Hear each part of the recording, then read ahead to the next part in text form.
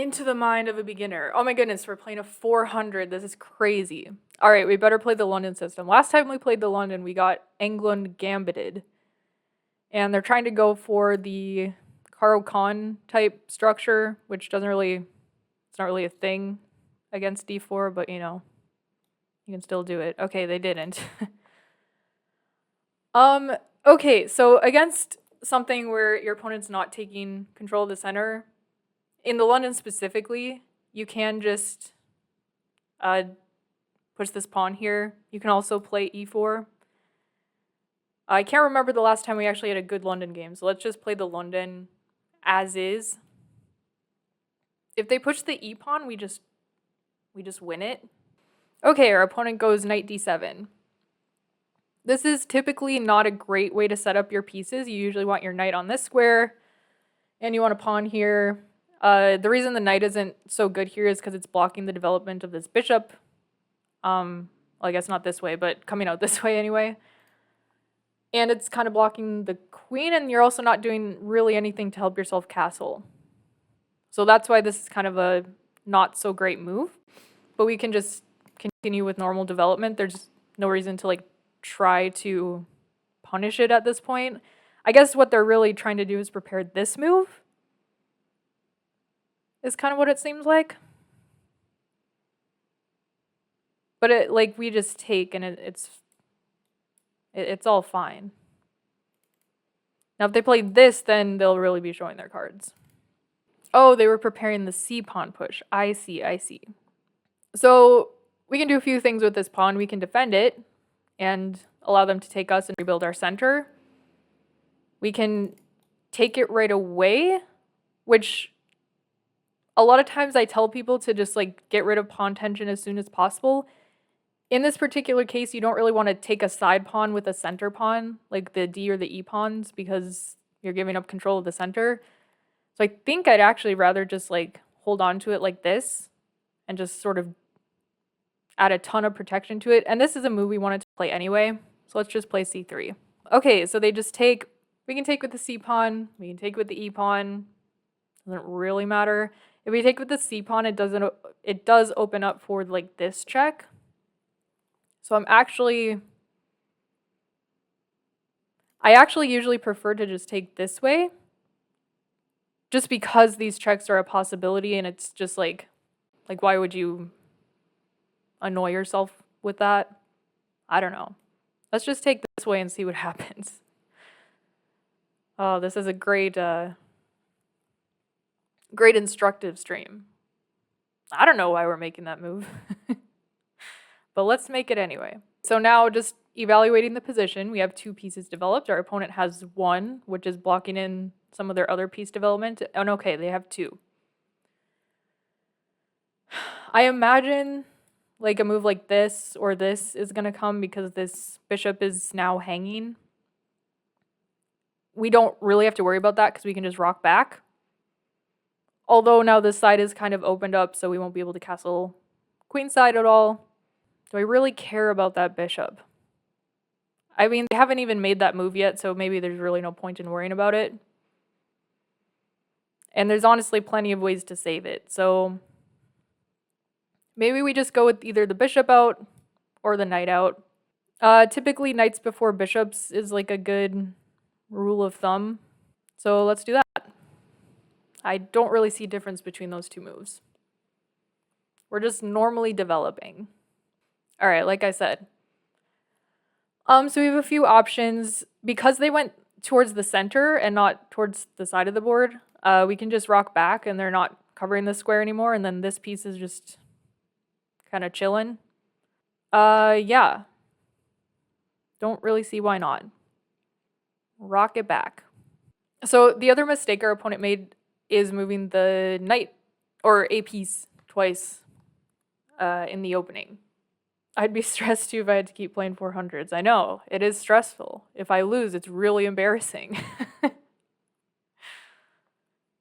And I mean, honestly, they've been playing pretty well. Like, no shade to their rating at all. It's like, I think it is a result of the openings that I play. Like, I typically don't go for super, like, tricky tactical stuff. And so, like, just trading down and waiting for them to make a mistake is kind of the strat. A5, what a move.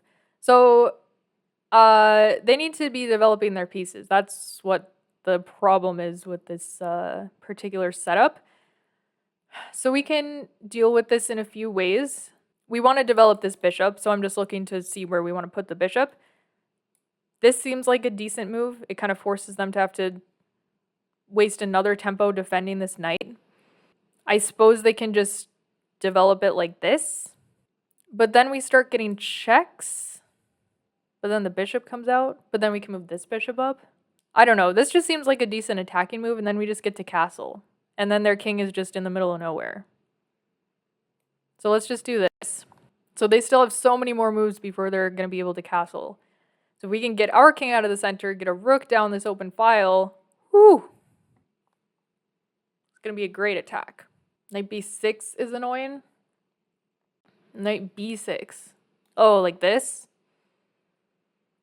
Yeah. I mean, we can also just drop it back. I'm not opposed to that move.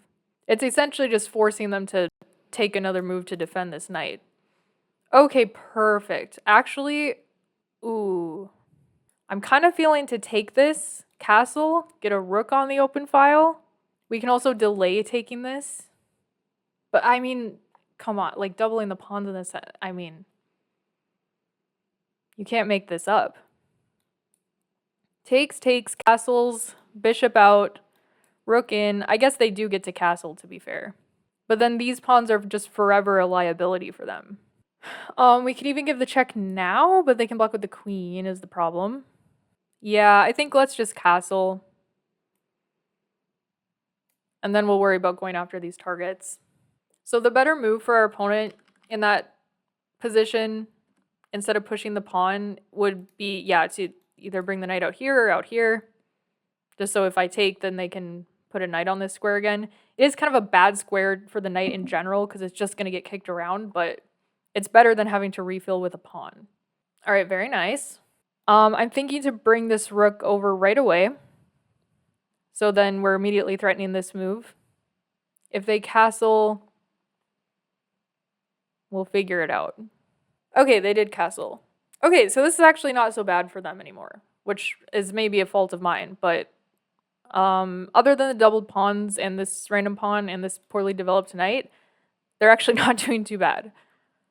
So our plan now, probably go after these pawns or just go after the king. Another idea, double on the open file. Maybe not necessarily there because they still have a dark squared bishop. They would just kick us around. I suppose we can just take it, but just to keep in mind. So what are their threats? Not really anything at the moment. Not really seeing, like maybe something like this, but again, we just take. They're gonna have to take a few moves to untangle, and I think in that time we can just get a cannon lined up here. Joke's on you, he's still in his prep. Oh, imagine. I think this is fine. I don't think I have any other tactics at the moment. Maybe I move the queen up? No, let's just do this. It's fine. Simple chess. Very nice. Okay, so they want to go maybe there, I don't know. Or maybe here. So maybe the idea, okay, usually this is not a like fantastic move to make, but I'd like to keep this bishop around. This knight coming a little bit closer to us is threatening things like this, things like this, things like this. I want to prevent all of those moves. This one is already prevented because I can just take it. These two, it would help if we had this h-pawn here because that would prevent this move entirely. And then if they ended up going to h5, we can just bring the bishop back into this little pocket. So I think h3 is just a good start. And then we continue with our plan of, what's it called? Lining up the cannon, developing something like that. Their bishop is so bad. I know, yeah, this one is bad. I mean, both their bishops are kind of bad because this one, the pawn hasn't moved. It doesn't really have that many squares. Okay, so this is typical. They just didn't count enough, which is fine. But we have two pieces defending or looking at that square. They only have one. We take once, they take with the pawn, we just win a pawn. The only thing you have to be careful with when you bring your rooks out here is if, like, this is a problem, but I just don't think it is. Because we just moved back. It would be a problem if my queen was here or something. Okay, so they're freeing their bishop. Fair enough. They're also attacking our rook. We keep forgetting, Kamryn, I keep forgetting to ask the question, what does that move do? Well, this move attacks our rook. So we can move it back. Or forward, but probably just back. This seems fine. And again, ideas of this.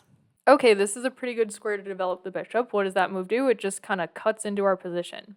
Does that prevent our other plan? I don't think it does. I don't think it does. They could go here, but then we just like move the knight. Even here might be a thought. But this should be fine for now. So, okay, I was just going to say, this is probably the best move. We can just take with the knight. That's, like, totally fine. And we're allowing the queen to come in, but then we have stuff like this. So it's not a huge deal. Getting rid of the bishop pair since the position is opened up is a good idea. Because look how strong these bishops are now. They're just slicing through the position. Let's just get rid of one. So we can play here and here. If this bishop ever moves, they are threatening to take this pawn, but we're just not going to move the bishop at the moment. So I suppose the question is, what if this? So actually maybe, oh no, that probably doesn't work. I was going to say, another move I was thinking is here, but I think they just have the bishop here. So I think we have to do this first. Yes. And then the plan is to go with the queen to f3. Oh.